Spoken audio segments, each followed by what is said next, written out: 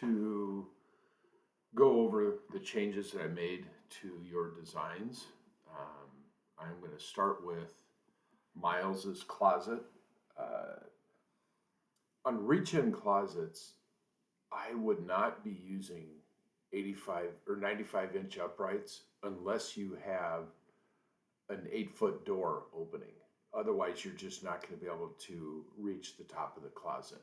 So if you have a typical 80-inch swing door on here, which I think is what you had drawn, um, this design, the doors are going to be down here, and it's going to be impossible to reach and store anything up above. So I went in on that design, did the same basic thing, and just shortened it. They'll still be able to get access to the top shelf here, but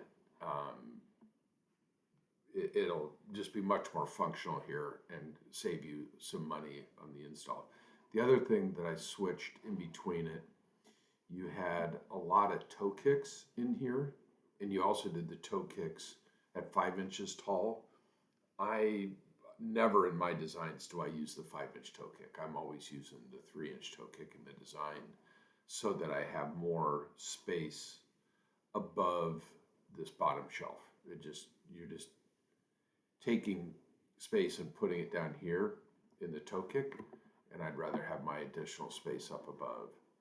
The other thing that I did, and this isn't something you have to stick with, but in a lot of these instances, I went in and used base molding instead of toe kick. So when you install this is just, you're making one cut across here, and it's going to attach to the uprights using a pin nailer. It's super easy for your guys to install, and it just comes across looking really nice. It also lowers that bottom shelf by 1.25 inches. So once again, gaining more capacity above the bottom shelf, which is always my goal. This is what I do in my closets when I do them. I don't use the toe kick because I just don't want to. Really, no other reason. On Nora's closet, I made quite a few changes in this. In your design, you have about 9 feet of hanging, and I think that there's a better way to come up with the same elements that you had and just change the design a bit. The other thing that you can do is on this back wall, in the design, I used draw your own rooms, and I used this as a vaulted wall. And then when you click on that, you change the dimensions down here. I had the overall height of the room is 100 inches, and then on the left side, this wall was 72, so I could put that height to 72. You had the other wall drawn in 34 inches wide, so I'm assuming that's how far it is before it goes up to the 100 inches. And then the other side, I just said it's a square wall. The height is 100. I put the width is 0. And then what you come up with is this, which I'm just guessing by what you did in your design. This is really what you have. The other thing that I wanted to do was to hang pretty much across this back wall. I don't really know where the door is in this. I'm assuming it's over here because that's your light switch. So you're going to still walk in and see a hamper with a couple of baskets above it, and then you're hanging. You'll notice, again, I used the base molding. I also shortened this a bit so that we can make that top shelf usable. If you bring it all the way up to here, the angle of that's going to stop you from putting anything on the shelf. The only drawback to this one and the corner shelf is you will see these seams. There's really no way to go in and to cap that off in a way using the corner rounder bar that makes this a nice clean fit. Normally what I would be doing is if you didn't use the corner rounders, I'd just have straight shelving coming across here and then bridging across this way. And we would put top shelf in there to cap it off so then you wouldn't see the seams and you'd have a nice smooth shelf. So that's something that we can do pretty easily. But you were indicating that you want to use that corner rounder bar, which I get. So I came up with this design, and then I have the drawers and the shoes here. So as you walk in, you'll have the shoe shelving here, you'll have the drawers here, and you'll have really good access to all the clothes. We picked up, we have, now the hanging is almost 12 feet. So a little bit more hanging, a little less shelving. If we needed to, we could pick up some more shelving here. I wouldn't necessarily put it back here because I'm not a fan of having shelving in the corner. That it sometimes makes the reach awkward when you're putting products in there. By rearranging where you're putting your shelving, you can always put the shelving where it's easily accessible and then move the hanging back in the corners, which still gives you good accessibility there. So we went from on Nora's closet from this. So like I said, I'm not a fan of that. And anyway, that's kind of where we came up from there. I'm also not a big fan of having hanging being your first section when you come in. Then you have to kind of walk around to that.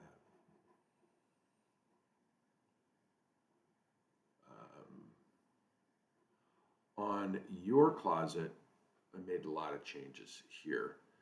Your closet is a tough one to get to use both sides. So I went in to try to show you what you'd be up against here by propping out these spaces.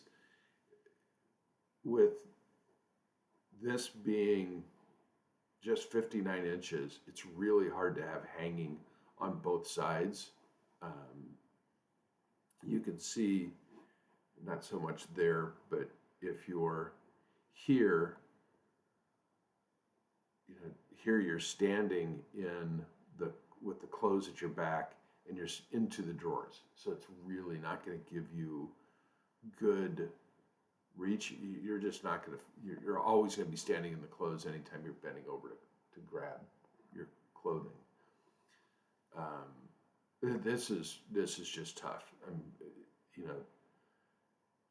This is one that had you installed this, you would have gone, oh, I've got to do something different. And you would have learned. But what I came up with is, I want to see, you have in your design,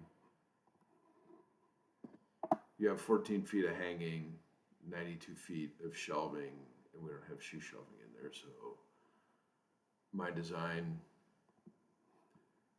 14 and a half feet of hanging, 103 feet of shelving. So it's kind of the same thing.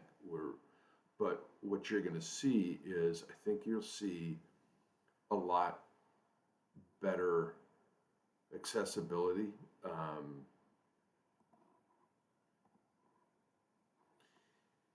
If we take our standing woman and we put her here in front of the drawers,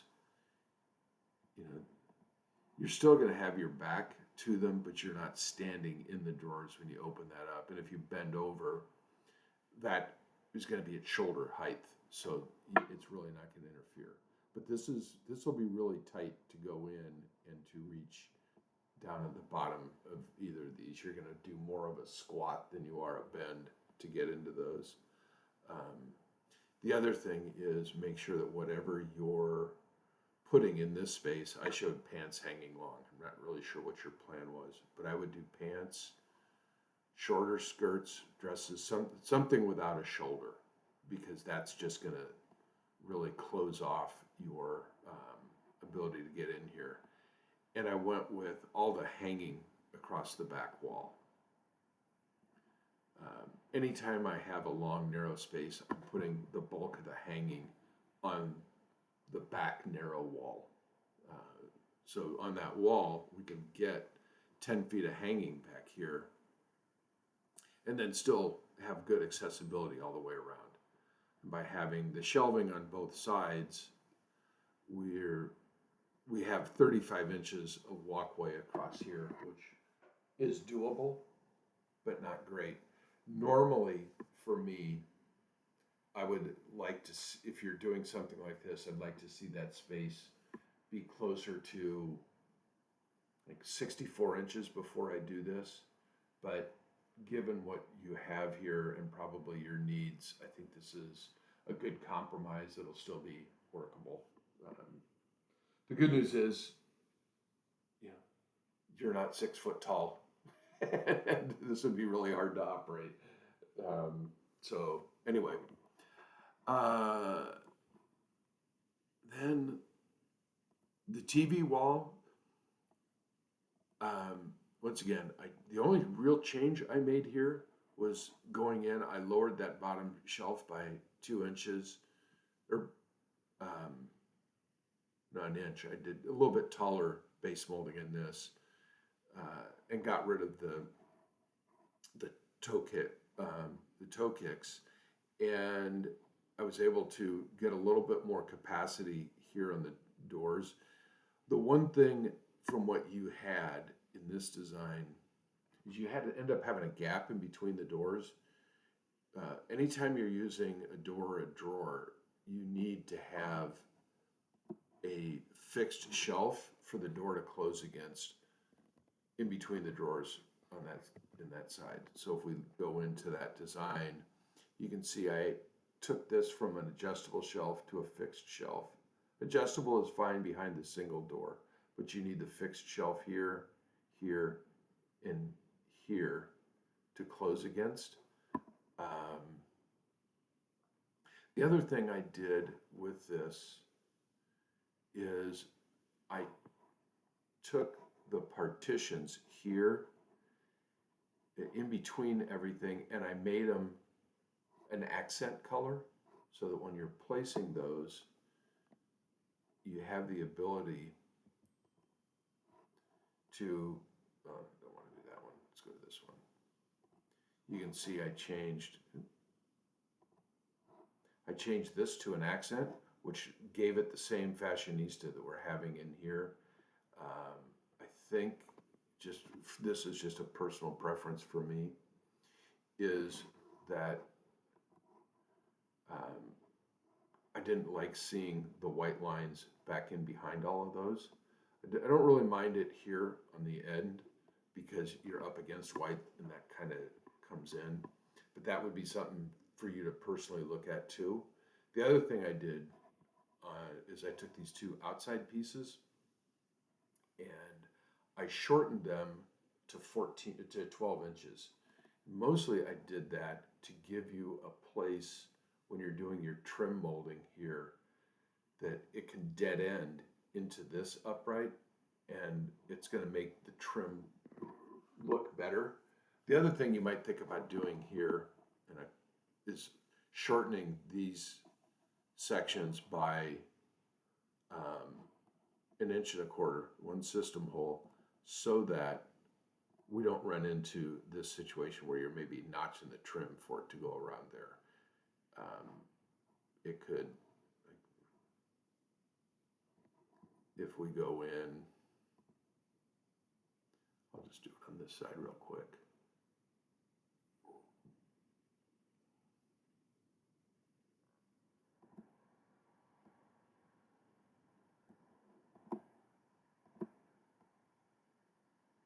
I can just do this without really having to change anything. So the way it's jumping like this, I need to use the control key. When it was jumping 2 system holes, the control key overrides that and allows me to go in and take it to that height.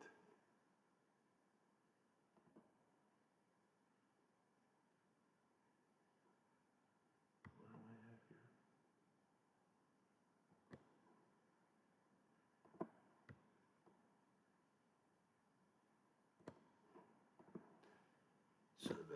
now if I go to add crown molding, that should just shift it down. So now that's what you'd end up having in there. And I think that's a cleaner look, but completely up to you. You can go in and change that other side on your own if you want. But nice job on this. I mean, really, I didn't hardly change anything in this design.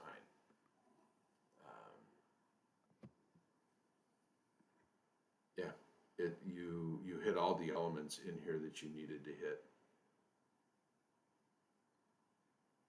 The one thing that I guess you could do when you're designing this and you're placing these uprights, if you wanted to get them all the same width, I would place this tower in, I would have placed this tower in, and then as I build it across, I could put this panel in, this panel in,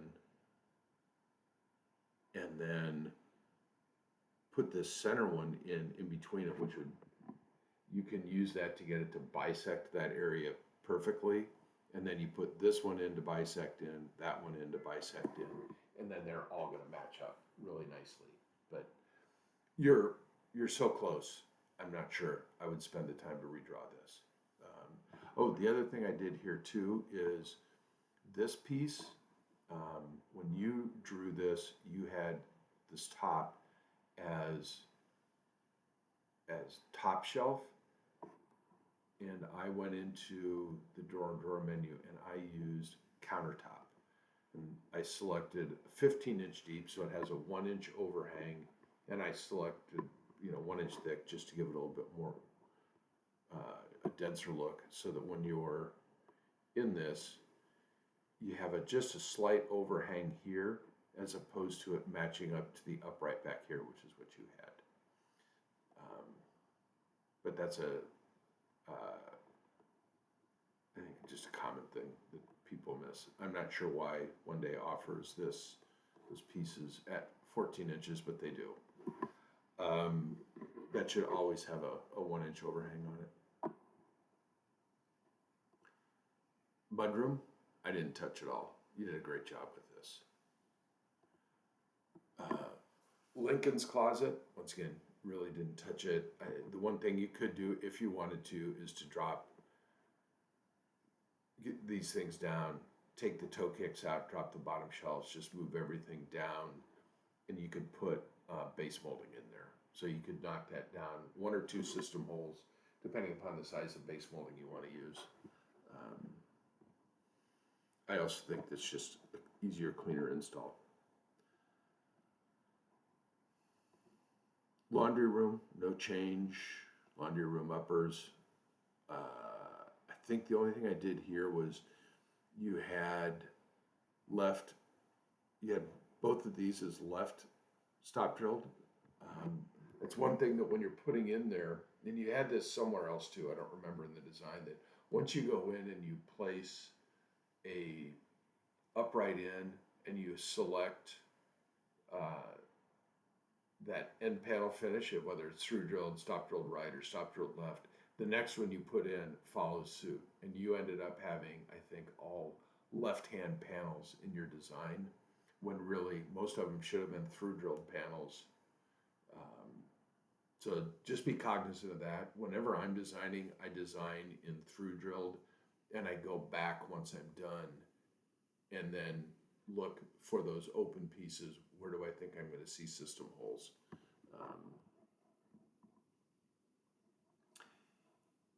Guest room closet, same thing here that we did on one of the other ones, where I lowered this to 85 inches. Obviously, I made a mistake. And that if this is 80-inch doors on this, you just don't want to go any taller than 85. Otherwise, you make the top, it's all wasted material up above there.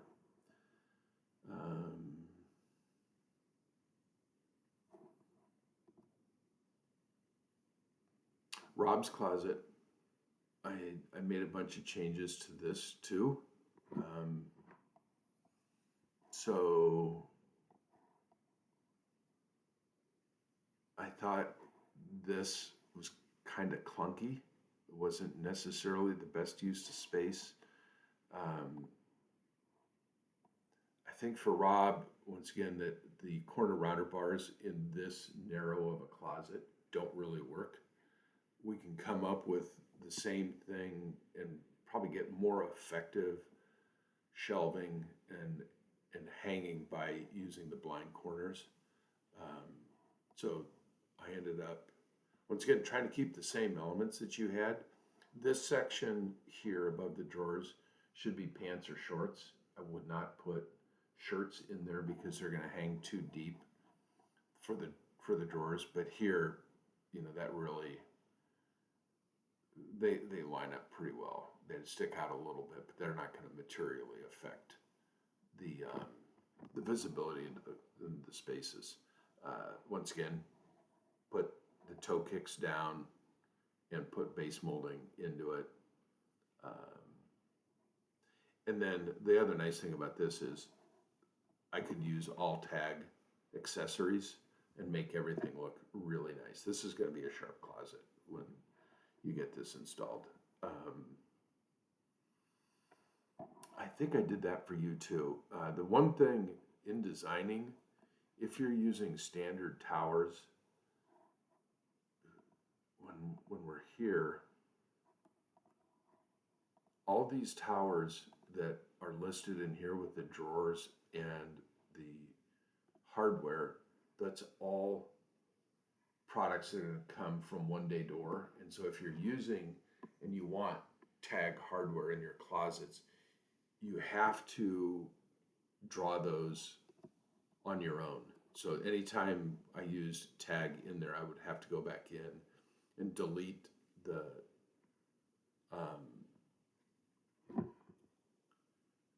closet rod that you had in there and then place the tag hardware on top of it. The same thing with the drawers. If you're wanting to use tag, you have to build everything from this tag accessories design or menu.